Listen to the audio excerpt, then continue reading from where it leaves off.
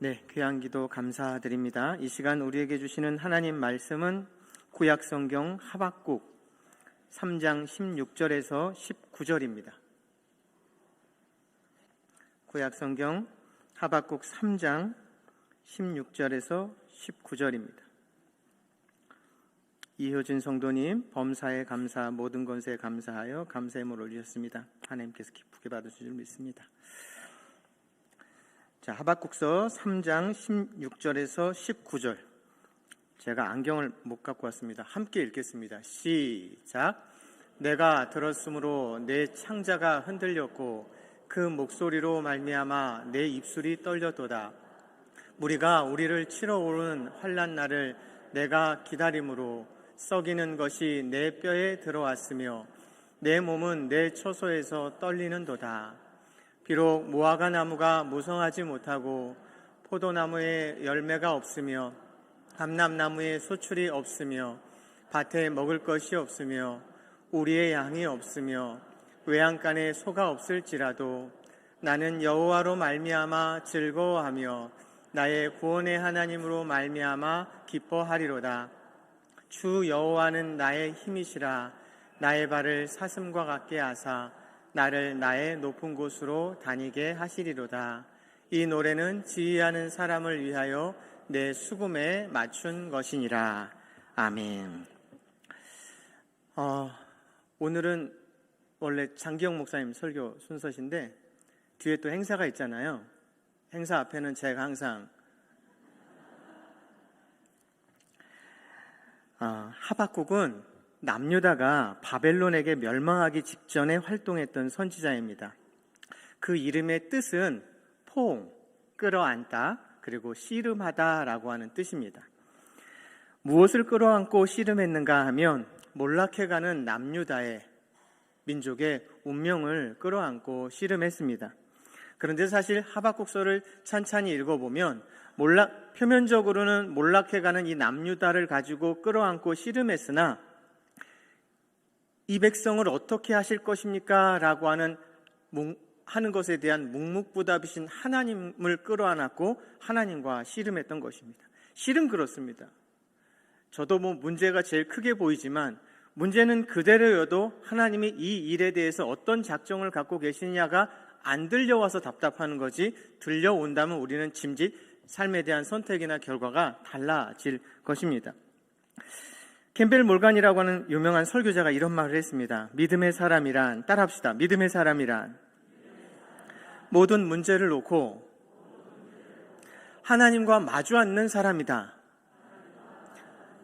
네, 하박국은 믿음의 사람이었습니다. 문제를 끌어안고 도대체 하나님은 여기에 어떤 답을 내실 작정이십니까? 라고 하나님 앞에 마주 앉았던 사람입니다. 16절에 보니까 울고 있는 하박국을 봅니다. 창자가 흔들렸고 입술이 떨렸도다. 우리말로 하면 혼비백사한 정도가 될 겁니다. 무엇이 그를 이토록 비통하게 만들었는가? 이어지는 말에 있습니다. 무리가 우리를 치러 올라오는. 무엇 때문에 지금 선지자가 창자가 떨리고 입술이 떨렸냐면 침략의 소식이었습니다. 바벨론 군대가 유다를 치러 올라온다는 하나님의 소식이었죠. 3장 2절 보시겠습니까? 3장 2절 시작. 여호와여, 내가 주께 대한 소문을 듣고 놀랐나이다. 이 주께 대한 소문은 바로 하나님께서 바벨론을 불러들이셔서 유다를 치게 하시겠다라고 하는 하나님의 소문이었습니다. 하박국의 호소는 이것입니다. 하박국 1장으로 한번 가보시겠어요? 1장 2절에서 4절을 한번 곰곰이 들여다보시면서 제 설교를 들어봐 주시겠어요? 1장 2절에서 4절은 이런 내용입니다. 하나님, 나라가 이 모양인데 언제까지 귀를 닫고 계실 작정이십니까? 언제까지 이 땅의 죄악과 강포를 두고 보실 생각이십니까? 왜 악인들의 득세와 패역을 방관하십니까? 어찌하여서 내가 이 꼴을 보게 하십니까? 이런 말입니다. 그러자 하나님께서 5절에서 11절에 이렇게 대답을 하세요. 하박국아, 제대로 본 거 맞냐? 그런데 거기까지만 본 거냐? 내가 본 게 다가 아니다. 아직 볼 게 더 있다. 내 갈대아를 불러들여서 70년 동안 유다를 혼내주려고 한다. 하박국의 입술이 떨렸다라고 하는 말은 입술과 입 사이에 입 안에 기둥이 이렇게 있다라는 뜻입니다. 혀가 굳어져서 뭐라고 말할 수 없는 말이 멎어진 상태를 말합니다. 그는 창자가 끊어지고 뼈가 썩는 고통 속에서 그 날을 기다려야 했습니다. 이어지는 16절 보니까 환난 날을 내가 기다림으로, 정말 기막힌 기다림입니다. 자기 조국에 닥쳐올 환난을 기다리고 있다는 것이요. 예를 들자면 이런 겁니다. 징글징글하게 말 안 듣는 아들이 있습니다. 어머니가 이래도 해보고 저래도 해보고 답을 낼 수가 없는 지경에 있는데 어느 날 새벽 기도에 나와서 고개 푹 숙이고 펑펑 목 놓아 웃는 어머니에게 주님이 이렇게 말씀해 주시는 거죠. 내가 10억을 들여갖고 트럭 하나를 마련했어. 네 아들 하교하는 길에 횡단보도에서 그 트럭을 내가 꽝 치게 해갖고 딱 7년만 병석에 누워있게 할 거야. 쇠 아니야. 범퍼는 아주 고급제 만들어서 높이도 조절해갖고 딱 여기만 한 대 꽝 때려갖고 저기 눕게 했다가 병석에 7년만 눕게 했다가 7년 후에 빨딱 일어나서 사람 구실하게 만들어 줄 거야. 4시 반에 하교한다. 그거 어머니가 그걸 새벽 기도 때 들었어요. 그러면 어머니는 아무것도 하지 않고 그 4시 반에 아들이 그 10억짜리 트럭에 꽝 부딪힐 것을 기다려야 하는 거죠. 여러분 어떠시겠어요? 일제가 다시 우리나라를 침략해서 2차 세계대전을 벌이면서 일본 군사들의 성욕을 해소시켜주기 위해서 종군 위안부를 강제로 끌어들였습니다. 이 나라가 왜 이 모양 이 꼴입니까? 선지자가 외쳤더니 한국을 대표하는 목사님에게 이렇게 말씀하신 겁니다. 35년 세월 일제 한번 다시 들어와서 종군 위안부로 끌어가고 이런 일이 있을 거다. 너는 그 35년을 고스란히 기다려야 한다. 그럼 그 목사님은 살 수 있겠습니까? 하박국이 지금 듣는 이야기가 바로 이런 수준의 이야기인 겁니다. 이어지는 17절은요. 17절 한번 읽어주시겠어요? 시작.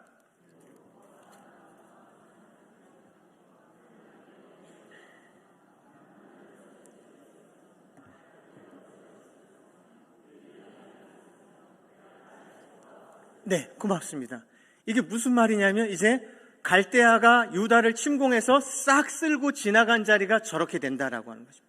갈대아의 침략에 의해서 초토화될 자기 땅을 예견하는 말입니다.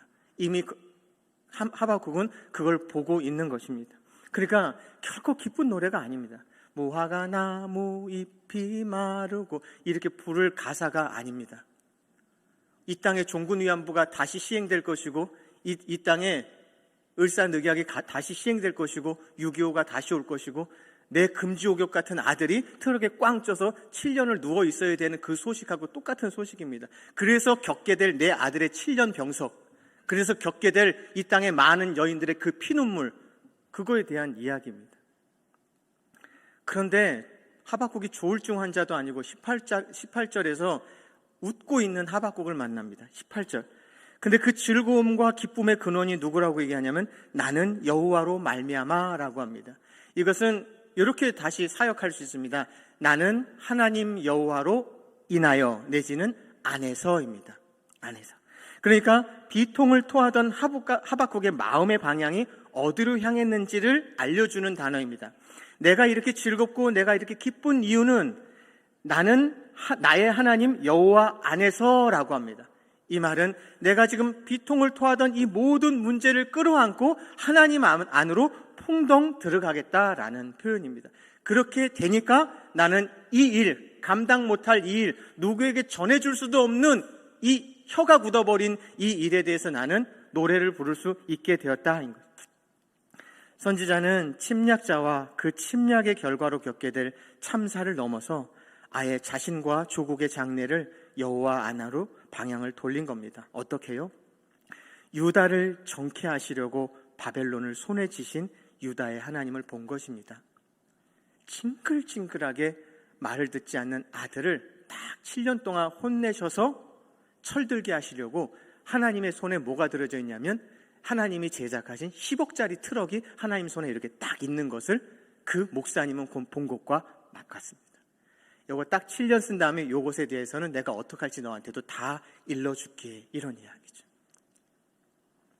하박국아, 내 갈대아를 일으켜 70년 동안 유다를 징계할 생각이다. 그래야 이 백성이 죄가 끝이 난다. 그렇지 않고는 방법이 없다. 그런데 걱정 마라. 나의 주권, 나의 계획, 나의 시간표 안에 있는 사건이고 너희를 살리려는 사건이다. 그 일에 바벨론을 잠시 사용할 생각이니 걱정 말아라. 근데 어떻게 걱정이 안 돼요? 4시 30분에 내 아들이 그 10억짜리 트럭에 취했는데 어떻게 걱정이 안 돼요? 어떻게 이런 말로 위로를 삼을 수 있겠어요? 한 사람이 크기 위해서는 한 마을이 동원된다라는 영국 속담이 있습니다. 그러니까 한 어린이가 태어나서 성년이 될 때까지 그가 자라는 그 마을 동리, 진량이라고 하는 동리가 모두가 동원된다라는 말입니다. 제 이력서에 보면 저는 지금 올해로 25년째 부교육자 사역을 하고 있습니다. 25년째 사역을 하면서 7개의 교회를 거쳐왔습니다. 그러니까 하나님은 아직 사람도 덜 된 저를 목회자로 만들어 가기 위해서 몇 교회를 사용하셨냐면 7개 교회를 사용하셨습니다. 이렇게 700~800명이 되는 교회도 있었고 1000명이 넘는 교회도 있었고 그 속에서 저 때문에 속 많이 썩으신 담임 목사님도 계셨고 저 때문에 답답하셨던 성도님들도 수없이 많을 겁니다. 좋게 헤아려서 6,000은 넘을 것 같습니다. 그 6,000이 넘는 성도를 24년 동안 만나오면서 요마만큼 된 겁니다. 요마만큼. 그러니까 그 코딱지만한 나라 유다를 정케하기 위해서 하나님은 바벨론이라고 하는 나라를 아시리아 박살내버리고 애굽도 재기불능으로 만들어버리고 명실상부한 고대 중군동의 패자를 만드셔서 꼼짝달싹 못하게 70년을 데리고 갈 수 있는 도구를 하나님이 만드셨다는 겁니다. 끔찍하지만 날 만드시려고 6,000명을 내게 만나게 하셨구나. 끔찍하지만 이런 것이죠. 하박국은 거기에 조금 설득된 겁니다. 유다를 포기하실 수 없으신 하나님, 그래서 그렇게 장장 준비하셔서 그 준비하신 것을 유다를 향해 쏟으시는 하나님, 한 아이가 크기까지 이 큰 도시 전체를 사용하시는 하나님, 하나의 목회자를 사람 만들어 가기 위해서 6,000명이 넘는 7개의 교회를 사용하시는 하나님, 하나님이 나를, 하나님이 유다를, 하나님이 여러분 한 분 한 분을 그렇게 사랑하시는구나. 그것이 지나간 후에 7개 교회 거치면서 흰머리 되게 많이 늘었습니다. 아프지요? 질질 짰지요? 죽겠다고 했죠? 사표를 여기다 넣었다 뺐다 하면서 살았죠? 지나간 자리에 무화과 나무 없고 여기는 너덜너덜했지만 너덜너덜해진 만큼 저도 많이 낮아지고 사람이 되어갔다라고 하는 것이죠. 하박국은 거기에 설득을 당한 것입니다. 1장의 하박국은 원망의 사람이었습니다. 2장의 하박국은 의욕을 상실한 사람이었습니다. 그런데 3장의 하박국은 기뻐하고 즐거워하는 사람입니다. 상황은 여전히 그대로입니다. 그러나 그 환경을 사슴의 발로 밟고 굳게 서 있습니다. 그가 지금 어디에 서 있는지 19절 한번 읽어주시죠. 시작. 주 여호와는 나의 힘이시라. 나의 발을 사슴과 같게 하사 나를 나의 높은 곳으로 다니게 하시리로다.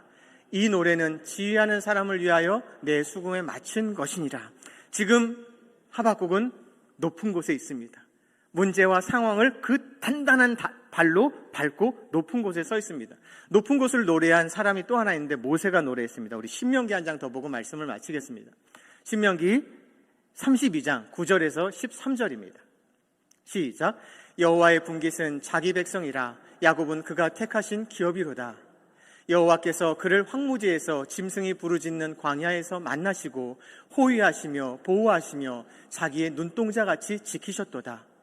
마치 독수리가 자기의 보금자리를 어지럽게 하며 자기 새끼 위에 너풀거리며 그의 날개를 펴서 새끼를 받으며 그의 날개 위에 그것을 같이 여호와께서 홀로 그들을 인도하셨고 그와 함께한 다른 신이 없었도다. 여호와께서 그가 땅의 높은 곳을 타고 다니게 하시며 밭에 소산을 먹게 하시며 반석에서 꿀을 굳은 반석에서 기름을 빨게 하시며 라고 합니다. 그런데 여기 등장하는 독수리 하나님은 우리가 기대하는 자상한 그런 분이 아니십니다.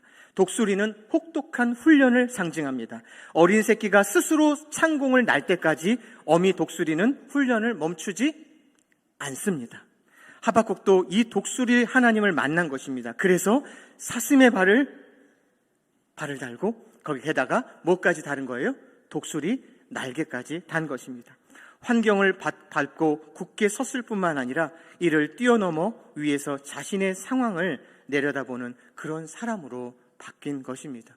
여러분, 하박국을 설득시킨 이 하나님이 여러분 각자의 생애 가운데 하나님의 일하심으로 받을 수 있다면, 그것이 지나가고 여기가 흰머리로 백발이 가득할 줄 모르고, 그것 때문에 노심초사해서 그 신경 때문에 이가 다 빠질 줄 모르고 자가 면역 질환이 걸릴지 모르겠지만, 그 심각한 싸움 속에서 결국 내 영혼 안에 만들어내신 하나님이 제작하실 내 마음의 꼴, 영혼의 꼴, 신앙의 꼴은 분명히 만들어질 것이다가 하나님의 새끼손가락이었습니다. 그래서 하박국은 그 상황 위에 서 있었고, 그것을 높이 올라서 그 위에서 드론처럼 아래를 내려다보며 이를 악물고, 단장의 아픔이지만 이가 멈췄지만, 혀가 멈췄지만 이 노래를 부를 수 있을 것입니다. 하나님은 여러분 인생 마지막에 하박국이 주셨던 이 노래와 비슷한 노래를 꼭 주실 수 있을 것이라고 믿습니다.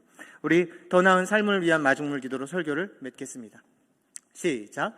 자비하신 하나님, 하박국처럼 시대의 고통과 눈물을 끌어안고 씨름하는 따뜻한 사람이 되게 도와주십시오. 모든 문제를 놓고 하나님과 마주 앉는 사람이 되게 도와주십시오. 자기 편견에 갇히지 않도록 하나님을 듣고 하나님을 통해 상황을 볼 수 있도록 우리에게 사슴의 발과 독수리의 날개를 달아주십시오. 그래서 하박국처럼 하나님께서 준비하신 노래와 찬양을 부르는 인생 되길 원하오니 성령님, 우리의 동행이 되어 주십시오. 예수님의 이름으로 기도합니다. 아멘.